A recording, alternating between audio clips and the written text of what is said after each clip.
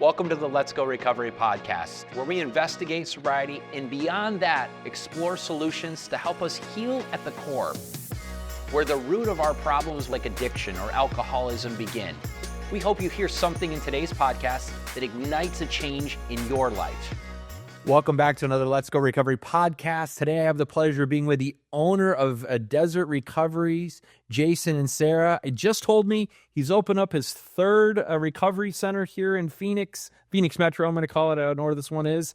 Tell me a little bit about Desert Recovery and what type of work you guys are doing in the recovery community. Yeah, first off, thank you for having me on the show, the amount of gratitude and how we met and at the golf tournament for mental health. And then to be here today, I just really appreciate that. And, the problem with the locations is the four corners of the world, and that's the problem. There's one in Phoenix, there's one in Glendale, and then we're getting ready to open our third location. We're a 10-bed private insurance, out-of-network behavioral health residential.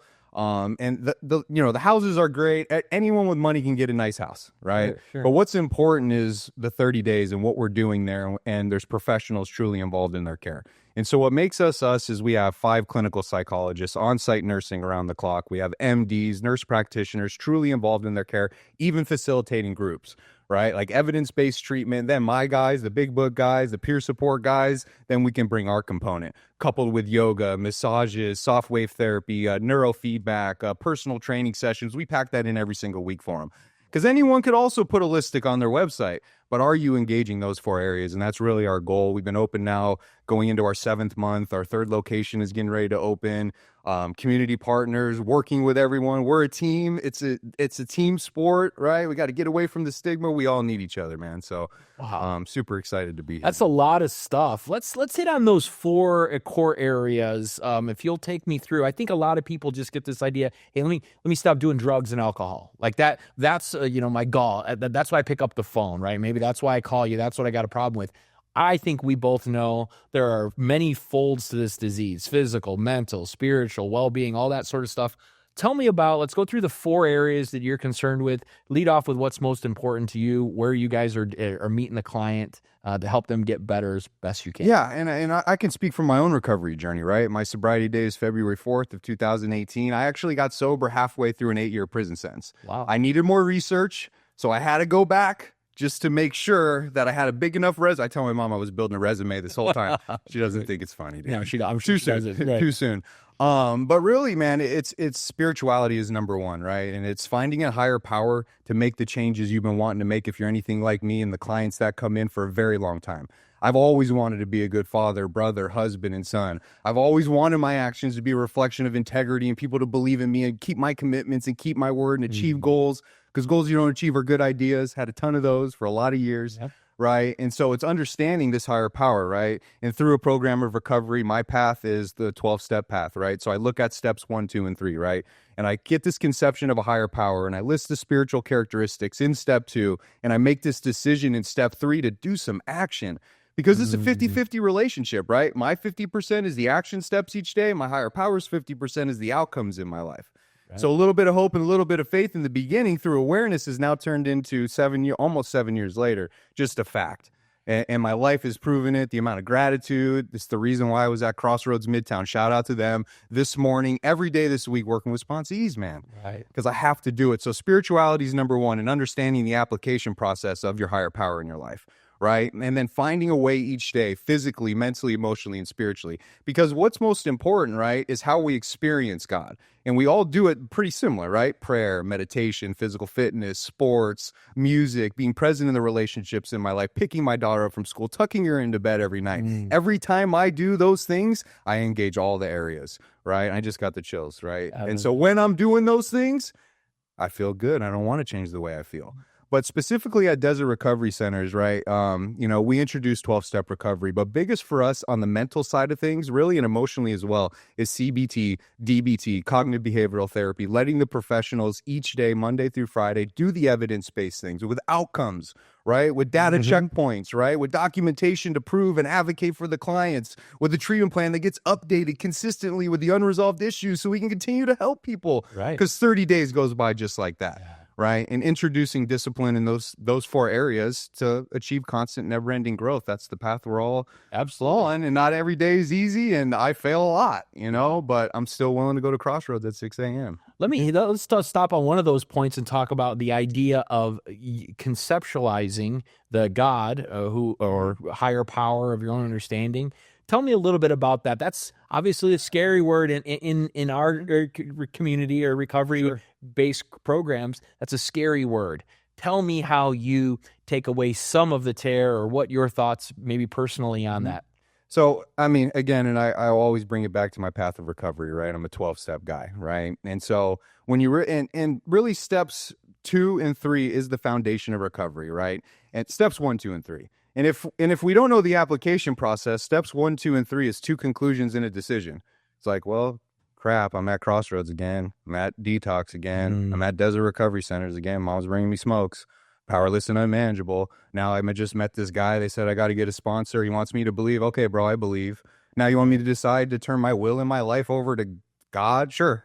Cool. I'm on step 4. Right. But what have I done, right? And so to really understand, the power from the knowledge comes from the application of it. And that's what makes 12-step recovery so beautiful, because it doesn't matter your higher power. Step 2, we agnostics, it tells you everything you need to know. And most people don't read that chapter because it's real easy to be like, hey, do you believe in God? Yeah. Cool. We're on 3. Right. Nobody wants to step on toes, right? Like, I don't want to disrupt your behavior, your plan. Exactly. Right. And so now we're on to 3. We're on to 4. Right. And so we agnostics is designed to rebuttal you for every reason why you're going to object before you could object. It takes every possible objection, but it does make a bunch of qualifying points. But the biggest one is you don't have to fully define this power. You don't even have to comprehend it. Your inadequate belief is sufficient. It's roomy, all-inclusive, never exclusive. It's open to all who are willing and honest enough to try. So it's open to everyone. You don't have to believe what anyone else believes. Right. Now, I'm going to break this down for you, dude. I do this.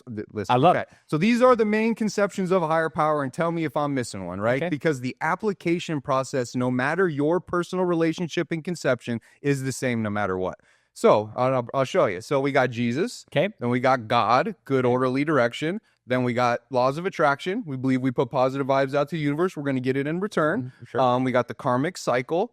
We got the fellowship. We got love. I mean, those are the main conceptions, right? And so, for example, remember, I also talked about it being a 50-50 relationship, and our 50% is the action step, right? So we're going to develop our action step through step 2. So we'll use Jesus. We'll start there. So if Jesus is your higher power, I'm going to ask you as a sponsee, if you will, describe to me Jesus and spiritual characteristics. Oh, he was a good guy. He practiced love. He was sinless. He was caring and knowledgeable. I would say, again, a divine power, a divinity. Loving, sober, honest, tolerant, forgiving, understanding, disciplined, super committed guy, right? Right. A good father, brother, husband, and son. Everything that I've always wanted to be and I couldn't get to, that is my higher power. That is Jesus, right? Okay. So now laws of attraction, right? Remember, you got to do the action steps. So if you believe that if you put positive vibes, you're going to get it in return. So how do you put positive vibes into the universe through your action? What characteristics would you be operating in? Probably friendly, kindness, care, love. Same ones. Same ones. Yeah. Loving, sober, honest, tolerant, being a good father, brother, husband, and son. Right? If love is your higher power, right? Love's an action word. How do you show love? Same ones. Same stuff. If good orderly direction, G-O-D, is your higher power, how do you do the next right thing? Same ones. Right. What are you admiring in the fellowship to make them your higher power? Same things. Right. So the application process is, my higher power could be to live my life like my 2 daughters were by my side at all times. How would I operate? Same ones. Okay. Right. So now when I get to step 3, I'm making a decision now to turn my will in my life. My will is my thoughts and my life is my actions. So what I'm making a decision to do is respond to life. Right. And I'm going to respond in those spiritual characteristics. And I have all my guys just envision them on their hands, loving, sober, honest, tolerant, forgiving, understanding, integrity, humble, good father, brother, husband, and son. And as they go throughout their day after doing the 3rd step prayer and making those decisions, it's always constantly on their mind that they've do the next right? And over a period of time, you don't have to look at your hand anymore, right? But it's just a tool to help you to not react, because in early recovery, every reaction is a character defect because they're so comfortable, right? And so over a period of time, the consistency of living that way and staying consistent, followed by the rest of the steps, will create a psychic change. But you can use any conception of a power you want. The application process is the same, my friend. You know, you didn't say one thing in there, which is, you said sober, but you didn't talk so much about the abstaining. Like that process of, and I think a lot of people are abstaining from drinking or drugging, right? They're not doing that, but they don't recognize that those behaviors are the juxtaposition of that action. So if I don't want to get drunk and get high, I'm probably going to do the hand much better. Yes. Like love, tolerance, patience. Like, Yeah. like if I'm drinking, I'm angry, I'm depressed, I'm this. You know, if I'm drinking, I'm this. I'm the opposite of all of those things. So you start going, hey, how do I operate out of love? One of the key factors is you're going to eventually go, well, I don't want to drink. I don't want to do drugs. Right? Like, because then I'm not any of those 5, 10, whatever's on that list. And that's really, crazy. really what I call that's the gift of pain and desperation, right? And then capitalizing on that pain to create change. Because relief is sneaky. Like I have swore to God, I got recovery. Mom on the prison phone. Mom, you're never gonna believe when I get out. I found recovery. I've been going to these meetings. You right? Dude, I'm quicker than 2 jiggles of a jackrabbit's ass, dude. Here I am high again after on the right? Or I'm in Crossroads, or I'm in Desert Recovery Centers, or I'm in any of the facilities, right? And the whole time I'm there, yeah, just stopping the behavior, you'll feel better. But that's the solution to the problem, the character defects that we need to use God to turn into assets to strengthen our character so we don't want to change the way we feel. We have to do that through a power greater than ourselves, right? Well, there's a beauty in that too. Yeah. Right. And there's some surrender, like, I don't have to. And then dot anymore. Like, you have to surrender. I mean, I can tell you the gift of pain and desperation for me, man, if you like to hear it, and I never want to forget it, you know. So, you know, when I got sober, I was in the middle of an 8-year prison sentence, and it wasn't my first prison sentence, right? And I'm someone who comes from a good home, didn't experience trauma as a kid, had every opportunity in life to be successful. My parents bailed me out, prevented evictions, got the cars, co-signed the cars, bailed the cars out. I mean, dude. They're the best. I have a wife, 15 years, all the things, dude. She's amazing as well. I didn't have trauma as a kid. I went to college. I still play soccer. I coach soccer, right? Like, that's another miracle to allow me with 20 plus felony convictions to be a licensed certified coach and trust me with, you know, a bunch 14, fucking 12-year-old girls, dude, my daughter and the team. Like, that's a miracle. That's recovery, right? You know, so I went to college, I played soccer, I suffered some knee injuries and a massive burn, which led to, you know, pill addiction, which ultimately led to some prison sentences, man, because I always thought that it was Mark Herman, big shout out to him, my PO from 1999. It was his fault for like 15 years, right? It was my mom's fault, it was my wife's fault. I should have turned left. Peoria hates me, right? If I didn't get hurt, right? But I never took responsibility for my own actions, you know? In 2014, I caught an 8-year prison sentence, right? And, you know, I go to prison, and at this point, I'm married. I have a, you know, 2-year-old daughter. She's 9 when I got out, you know. You know, I was sober for the period of time when I first got there. I was on a 4-yard. It was a real yard, real prison, big boy prison, you know, and I didn't have money. So I was just like, cool. But the step 1 talks about not having a reservation, right? It says there must be no reservation of any kind nor any lurking notion that someday we'll be immune to drugs and alcohol, right? And I had a big reservation because some of my big character defects are people pleasing. I want to be liked by everybody. I think I know exactly what you're thinking right now too. I read everybody's mind. I don't like confrontation as well, and I don't know how to say no, right? So to be liked in prison, I would allow other inmates to come to my cell and use drugs. Like, come like me, bro. I'm cool. Bring your felonies. Yeah. And they'd be like, Jay, you sure you don't want any? And I'd be like, no, but here's my reservation. If my wife ever leaves me or ever lose my visits, it's on, right? And so, you know, I work my way down from a 4-yard to a 3-yard. I've smoked a little bit of spice here, but, you know, and then my wife's coming every weekend to Tucson Complex, every other weekend. Then I go to Florence North Unit, right? And I'm striking distance. She's coming every weekend, bringing my daughter, all the things. I want to tell you that she couldn't keep her hands off me in visitation, but it was the other way around. Sure. And I lost my visits, and I had that reservation, you know, and as soon as I lost my visits, I knew that I got a warning, a couple warnings, a minor ticket, and they hit me for a conspiracy to commit misconduct in visitation. And I lost my visits for 9 months, no visits, no phones. And then the rest of the year, 4 more months, non-contact behind the glass, or 3 months, behind the glass. Right. And so as soon as I left the strip shack, I went right down to the tents, and I got high, dude. Like, I planned it. Like, it was already, I said it, spoke it into existence, you name it, dude. It was a reservation. It's a pre-planned use, you know? And so now I go on this period of time where, you know, a friend leaves me a phone. He says, hit me up when I get out. I'll make a drop for you. So now I go on this period for like a year where I'm the dope man on the yard. ounces of heroin and meth, you name it, bro. Right. But what I'm also getting is a very serious habit with a needle, which I never did before, right? 2 street grams a day in prison. And so it always goes so good till it goes so bad, bro. Right. Dude gets popped. The drops aren't coming, and now here I am with a serious habit and no money. Right. And so now I'm lying to everyone in my family. I have so many aunts and uncles. My wife went to New York for Christmas where all my family's at. And I call home for, I know she's there. Right. Hey, babe, collect call from prison. Something you want to talk to me about? How many TVs, huh? How many TVs have you broken 1 year, right? Like, she's around all my family like, oh, I just sent him money for a TV. Oh, he called me about a TV. Oh, he called me about, like, dude, extravagant lies, bro. Right. Like, mom, I got college classes. Like, my mom thought I had a PhD with as many, serious. I love that. And so finally, I was at North Unit, and when you were a troublemaker, they sent you to Kingman. So they sent me to Kingman, Arizona, man. I get there and they're like, hey, man, check it out, dude. Like, no drugs, no moves. I'm like, dude, I'm dope sick, bro. Like, I heard there was like cheaper grams here. Like, where's the chopper, the cell phone? Like, smoke the stick, spice right in front of them. And I got beat up like quick, and I joke about it now, but I got a scar above my eye. My 2 front teeth, almost 6.5+ years later, are still sensitive to hot and cold. I mean, I was literally penciling ass whoopings right into my day.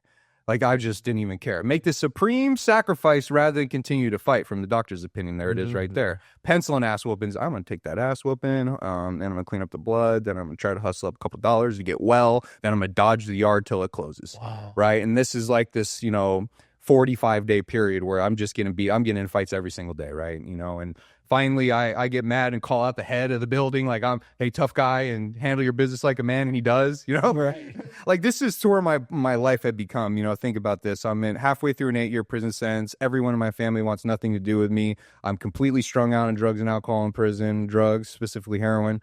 And I got no money. I got no friends. I got nothing, dude. I'm getting beat up every single day, dude. And so, to the point where I got beat up and the other inmates throw miscellaneous shirts on me, like, clean up the blood, Sure. Like I'm that guy, right? And so I don't even try to clean up the blood. The cop does a walk, sees that, locks the whole building down. There's 100 of us in a warehouse, strips us down, knuckle body checks, takes one look at me, dude. I got my eyes super glued, my teeth are, dude, my lips fat, I got 2 black eyes, and he's like, dude, cuff up, right? And so I go to the hole, and I know I just got my visits back that day from that visitation thing, right? And I know I got to take a UA. I'm going to the hole. Lost my visits for another year, right? So now I'm in the hole, and I know I just failed a UA for everything, lit that whole bitch up, lit it all up, If I'm going to fail, this is my opinion. Fail everything. It's still, if it's dirty for one, right? And so now I know that Sunday night, 10 p.m. shift change, right, is when my phones are going to be off for a year and no visits, and it's done, right? And you get 1 10-minute phone call in the hole. And if you've ever done any hole time out there, all you hole time guys, it's extremely hard to get that phone call. So for a whole week, phone call, I'm banging on the door every time they walk by, 23-hour lockdown, right? Banging on the door, phone call, right? Move the clipboard. That signifies you're getting a phone call. Never got the phone call. Time after time. Finally, Sunday, 10 p.m. hits, dude, and I know. And the truth is, I wanted one more phone call to lie to my wife and tell her it's a misunderstanding.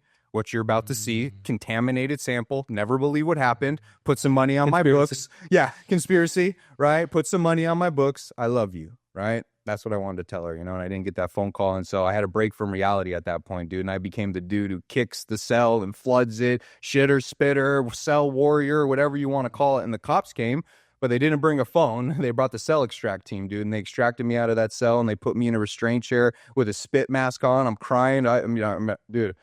I'll never forget that moment. I sat in the porter closet of the Surbat hole in Kingman, Arizona. Porter closet meaning mops and brooms, and they put me in there in a restraint chair, with straps on my arm and a spit mask because I'm wilding out, dude. And I just remember I cried, dude, and thought about what my life had become. It felt like hours. I don't know how long I was in there, but it was a long period of time. And I remember they dumped me on the floor of the cell, and I got a single man cell, no TV, no nothing. I literally got zero, dude. At this point, 3 years into prison. My parents gave me everything. My wife gave me everything. Dude, you name it, dude. I had nothing again. And I remember I had some 2 big realizations, dude. And the first one was love is an action word. I used to call my wife, hey, babe, grab a pen and a piece of paper and your laptop. right? I need you to send a Western Union to Mexico real quick. Get the 10-digit numbers, read it back to me so I make sure it's right. I only got one call, babe. Hey, did you get that message for the homie from his girl? Did she text you back? Cool. I need you to send another one. How's Bella? How are you? Okay, cool. Right. Are you coming this weekend? You're going to bring quarters. Don't forget. What time are you going to be here? Love you, right? And she'd be like, shut up. And I literally was like puzzled. Like, how could she say something like that to me? Right. Love such a good guy. Like, I love you, babe. But the facts are is my actions, and I connected the dots finally.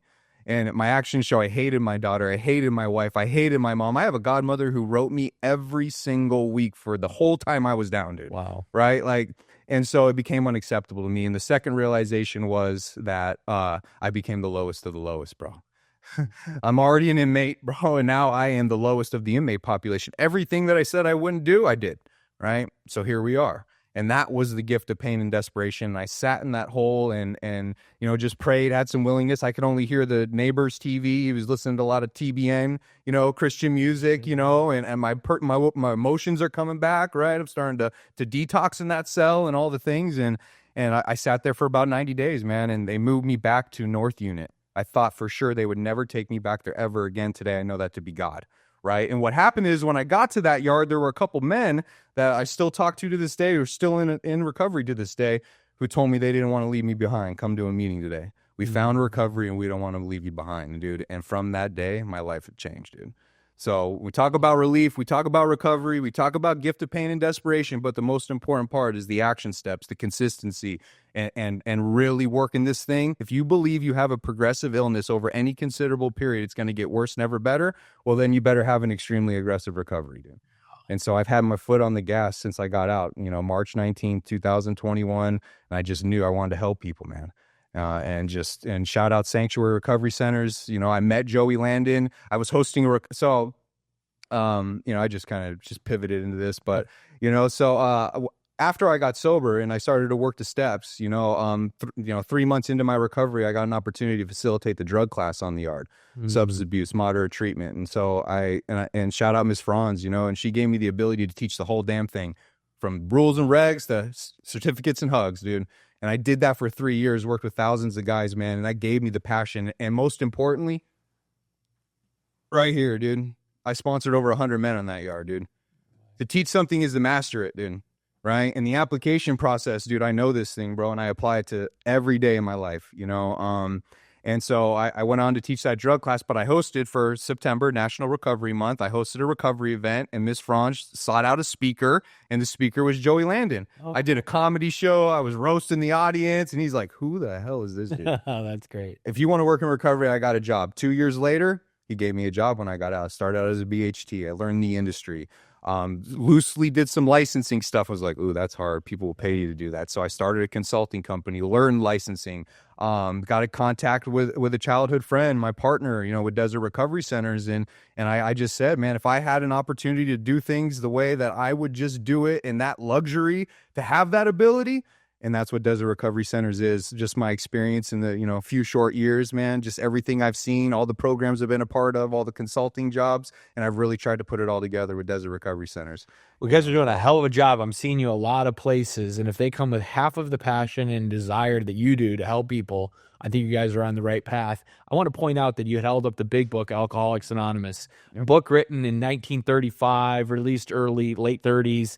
Is still so applicable. I remember when my first sponsor turned around, you know, page 20 through 24 in that area, and they wrote the book about me, right? And they probably wrote it about you, and a lot of our listeners and viewers going, man, that's me. Like, that book still applies. I don't care that the language is dated or what. Those principles, those thoughts, those steps, those behaviors still are applicable in our lives in 2024 when we're sitting here doing that podcast. I guarantee we could open up something and go, ooh, I need to clean that up. That's something I need to look at, you know, and so that's important for people to know that book is still a guiding force in your life. But also it's allowing you to impact and influence the lives of others, because that's what you're saying is that I have had an opportunity, right? And I genuinely believe we're most qualified to help the person we used to be, right? It took somebody. I never did a prison sentence. Yeah. So I guarantee if I go into a room of guys that have done prison sentences, They don't got the same language. They don't got the same respect, right? Like respect to you for doing what you did, right? As a husband, father, putting that back together, whatever your relationship looks like today. I see somebody that I go, man, hey, I wanted him to be part of my life. That's important for you to give back to those guys that think I got no chance. I got no shot at making it out of not just here, maybe out of this day, out of this week. I don't know how I'm going to make it through this period of time in my life. And you're saying something like, yeah, you are, man. Put one step in front of the other, put one foot in front of the other, do this, just very little action today, and pretty soon it becomes behavioral, right? And now you're talking about transforming the way people look at their life. I mean, that's sans, drugs, and alcohol. I got to change the way my life looks today, right? And you might say that to yourself today. You're clean, we say coming up on 9 years. I'm coming up on it's February of 2018. So almost 7 years. February, yeah. 7 in February. So you're coming up on 7 years in February. Can you actually factually say to people that you're still working on that? Like you're 100%. Dude, the minute step 10 tells me I got a daily reprieve contingent on the maintenance of my spiritual condition, and a reprieve is a stay from execution. Right? Like the minute I think I got something figured out, the minute I'm not willing to drive to Crossroads, I'm not willing to go the extra mile, I make my job, Desert Recovery Center's my recovery, and the minute I forget that time in the hole, right, I'm starting to slide back into a dangerous place to the point where I want to change the way I feel again. But this book right here is a life book. This has nothing to do with drugs and alcohol. Not a single thing. And I have the privilege of facilitating a lot of groups. Anytime I'll do anything. I'll transport. I'll pick up meds. I love groups, right? And, sure. We're mental health primary. So we have some clients that just don't suffer from substance abuse. But to know this book, it's a mental health book. We're talking about the alcoholic mentality. Right? We're talking about the character defects, right? Switching those into assets to have an identity you can be proud of to the point where you don't want to change the way you feel. This book is designed to turn you into just a better version of yourself, always growing and working on it, taking responsibility. I think everybody on the planet should work the steps. Yeah. I truly believe that. Because you said something that's key, change the way I feel, right? Like I want to change. There's also a phrase that says that all pain is temporary, right? I'm going through something right now. I want to change that, right? And I used to do it with drugs and alcohol, just like you. Like I've got a problem with my wife, I got a problem with my kids, I got a problem with my finances. I can take away those problems just like this. Don't think, don't feel, don't care. Yeah, nothing's a problem until I come out of my 3-day bender, until I wake up and go like, oh, I'm in a bigger shitstorm than I was. Like everything's gotten worse, whatever the case might be. And then I go like, gee, why did I do it again? I don't know. But within about 3 days, I'm back in the same cycle, right? So what you just described, dude, is the cycle of a spree. Sure. Right? And I lived in that cycle for 2 decades. It's obsession. I obsess over wanting to change the way I feel. Desire kicks in. I'm not calling my sponsor. It's already done. I already went to the bathroom. Money's counted out. It's done. Right? So I relapse, right? And whenever that relapse ends, I'm extremely remorseful. Because I hurt the people I love the most, not because I want to, just because my wife and mom answer the phone and let me in more than anyone else, because I'll hurt anyone, just whoever's around me, because I'm selfish, and that's my disease, right? And so guilt, shame, embarrassment, remorse, regret in the remorse phase. So what do? Repeat. Right. Repeat. Keep repeat. And every time I get to remorse, it feels worse. So repeat, worse, repeat. Dude, 20 years of repeating, bro. I'm like, jab, that's that gift of pain and desperation. It's like, what do you want me to do? Right. Be here. Cool. Write this down. Let's go. What's next? Right. The thing that Jason's talking about is written in the doctor's opinion. It's in Roman numerals, I think page 28, or XXVIII is the page it talks about that cycle.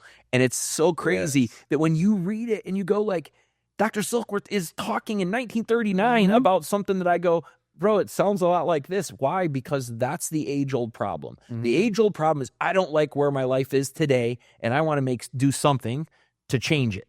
Well, what are you going to do, right? And for an alcoholic or a drug addict or somebody that overeats, gambles, whatever it is, right? Because there's so much addiction behavior that we don't even talk about, right? Like that we go like, oh, like that one's okay because it's not, it's not so painful. Like that one doesn't involve stealing so much. Like buy it now button on Amazon. Should I shop as was right. Yeah, like bam, boom, man. I'll get rid of the way I feel. I'll get a new car. Everything will be fine, right? If I get the new chick, if I get the new house, if I get the new whatever, I'll feel better. The answer is no. You can never get enough of something that will never be enough, right? And so now you look within and you say things like, hey, tucking my daughter in at night, right? We both have got 2 daughters, and that sort of like life where you go, man, there's some beauty in just doing nothing but being there at a soccer game. You know, like your worst day on the soccer field with your daughter is amazing compared to the place you came from, bro. Dude, the amount of gratitude, I'm gonna start crying. But yeah, like tonight, dude, we're in a tournament. You know, I'll be out there with her. I get a coach her, watch her. You know, I play in leagues. Like it's just, you know, we have another new baby. You know, my wife rode that 8-year prison sentence out of me. We're celebrating 15 years. We're having a wedding because we never got to have one because I spent all the money. You know, and my wife was a normie when she met me, dude. Like she'd find foil in the bathroom, and be like, "Hey, babe, what is this?" And I'd be like, "Oh, I smoke spice with that." She's like, "Oh, what do you want me to do with it?" I'm like, "Let me see it." "Yeah, I'll keep that one." She's like, "Okay, what do you want me to do?" "Put it back in the bathroom." Right, I'll get to it. Why does it always smell like barbecue sauce in the bathroom? You got the faucet and the shower on, and you're flushing back to back. Is there a lighter in there? I don't know what's going on. Like when she wants to get turned up, bro, she's like, "I'm just gonna get a cigar and smoke it. Like I'm getting wild, Swisher Sweet, straight up, right, naked, Swisher Sweet." And 2 Smirnoff Ices, maybe. And then because she doesn't have that physical craving, the physical reaction that I do, you know, and so she gets tired and wants KFC in bedtime, right. And so, you know, she's definitely educated now, and we've been through a lot of things, you know. But there's a chapter in this book called "To the Wives," because you would think that just because you're sober now and, you know, you work a program recovery, my ego wants to be like, "Babe, don't even ask me anything because I'm a sponsor." Like, dude, I got sponsees. It's like, calm down. Right. I'm sober 3 years, so yeah. Come on, babe. You know, but the truth is, man, you know, there's a lot that we still have to work on, and we still have to consistently work on that. She's been through the book. She supports me at meetings. We've recorded with Jay Dow. Shout out to him, Sober Music Company. My guy at Crossroads allowed us to record. Every step study is on his YouTube channel. And I even recorded "To the Wives" with her, you know, because, dude, there's just so much to continue to work on. It's constant, never-ending growth. And this project, Desert Recovery Centers, taught me that there's a lot I don't know. Oh, yeah. And I am not afraid to admit it, and I'm not afraid to say I got to do my research. I'll get back to you to make an educated decision or ask for help.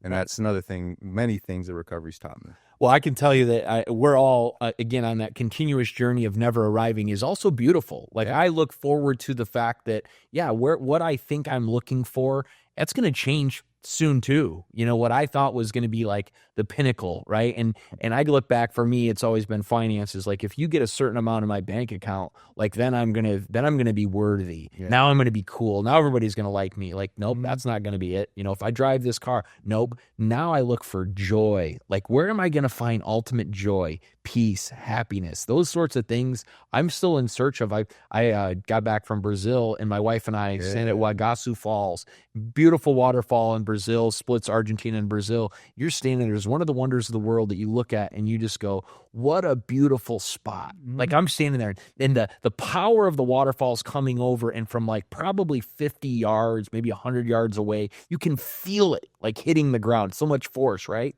And somebody said, "Man, how did you get there?" And I said, "I stopped drinking on January 3rd, 2021. Right? Like, that's how I got to that moment. Absolutely. Right? Because I was on the brink of divorce. I was on, you know, some of that sort of stuff where you go, how'd you get here? I took one little step on January 3rd that allowed my wife to even want to be there with me. Yeah. Right? Like, some of that stuff we miss in recovery that we're working towards. Like, and I didn't arrive on that day. Yeah. Right? Like, and then I make mistakes, make a horrible mistake this week that I go, man, I wish I hadn't done that. Yeah. Right? And I want to put some time in between making that mistake again in my life. So we're not talking necessarily to that. And right now, I'm not anyway, that person that's, you know, trying to stop for the first time, or, you know, like, I don't know if this is for me. I'm talking to the father. Yeah. I'm talking to the husbands that's saying, I want my life to look like X. You can do that, sans drugs and alcohol. Like, that stuff doesn't need to be part of your life. Right? I got some buddies in town, a friend of mine's son's getting married. We're going to go do all that stuff, and they're going to be having the time of their life. There probably is going to be some stuff there that I don't need to be around, but you know what? They couldn't talk me into it. Yeah. You know, I go to Vegas, and my buddy, like, you know, so-and-so is going to have this, so-and-so is going to have that. And I go, well, yeah, they can have that. I can't have that as part of my life. Like, because why? Because I'm missing fire on Friday night. 2 weeks from now. Like, you're not showing up to the soccer game. Wait, like, season hasn't started yet. Like, yeah, I won't be there. Yeah. Right? Because I'll go on that sort of thing. So if you have something in your life that you want so passionately, and for you, maybe it's a soccer game, and I'm sure there's a wedding, the things like that are coming up in your life, then don't do something to take you off those rails. Like, don't do anything. And I don't care what that is. Like, so many people think like, oh, if I just go here, I'll be fulfilled. Like, no, that spot's not for you, man. Like, I can't go there anymore, because if I go there, I'm going to look at something that I shouldn't be looking at. It's going to take away from my marriage. I'm going to miss out on those fulfilling moments. Meaningful moments in my life look so different today. And I'm sure for you, you would agree, like that, like you go, wow, man, how did I get here? Tell me a little bit about that. We'll wrap up with some of the thoughts of encouragement. I mean, really, dude, it really comes down to, in step one, every time I have my sponsees do it, even, it's the exact same way I did. I have them write down all their life could ever be in recovery and all their life could ever be in addiction, because it's either one or the other. If we're sitting at this point, the middle ground's long gone, brother. Right. So it's one or the other. But what I love the most is every year when they pick up that chip and they celebrate the next year, is looking at it and updating it each year. Because what I thought when I first got sober back in Florence North Unit, dude, what I've been able to achieve, dude, I couldn't even wrap my mind around it. But one thing about recovery, it's progressive, just like the disease is. If you keep taking action, it gets progressively better. And the pink cloud, one thing I dislike, I'll just say dislike, is when people say, I was on a pink cloud. I don't know. What'd you stop doing? Because I've been riding this thing for almost 7 years, dude. And I just keep doing the same thing, staying disciplined, winning the moments. Life is a series of rituals, and the biggest piece, not that I'm in any place to give anyone advice, but win the morning, dude. Get up early and win the morning. Figure out how you experience God and introduce 4 different ways by the time the sun comes up. Prayer, meditation, music, make a to-do list, set some goals, do the 11th step, read a daily reader, dude, and get some coffee in you, dude. And now you're ready. You got some pep in your step. I think it's participating in your life. Yeah, I tell people like that all the time. It's participating in my life fully. Like, I used to be an actor, and they would just move me around depending on what literal lines they would give me, right? Like, whatever lines they would give me, like, I would just be here and there, and I was a puppet to some life that I didn't really want to live. Today, I'm the main character. Yeah. Like, I get to decide what that looks like, right? Participate fully. That doesn't always mean fun, too. A lot of people, like, look at me like, oh, man, everything must be great in your life. I go, no, it was awful. I had a fight with my daughter last night. My wife and me are disagreeing on this. Yeah. Finances aren't great. Business isn't great. They're like, well, then why keep on this? Because I got a chance to fix it now. Before, I wouldn't try to take the opportunity to fix it, do something about it, put it back on track, say I'm sorry, to sit with my daughter and say, listen, I said some things that I didn't mean. Anger got the best of me. It won today. Tomorrow I'm going to do better. And all I can do is show back up, right, and do better, because I'm never going to be cured from both addiction and disease and all that sort of stuff, but I'm also never going to be cured of these character defects. They're part of me, bro. They come out, and I've got to tame them every single day. And so now, you've been sober a lot longer than me, but like that idea of like, hey, 7 years from now, you're telling me I still got to get up in the morning and do the stuff is actually a blessing, because you're not saying I'm there. Dude, I guarantee same thing, dude. I guarantee Kobe had to lace him up like every season to be like, yeah, I got to go back to work. And that's what recovery teaches us. We can close with, sure. Recovery teaches us. Before recovery, all I knew was identify a problem in my life, add to that problem, make it worse, pick up a new. When I caught that 8-year prison sentence, I was out on OR on a F2, class 2 felony. Then I picked up another case, pretrial services ankle monitor. Then I was out on a third case, 35 cash bond. Thanks, mom and dad. Right? Shout out my wife. Right? And I caught another case. Right? And I'm sitting in county jail baffled about why they're trying to give me 10, 12, 15 years. Right? But what recovery teaches us, identify a problem, get to the solution.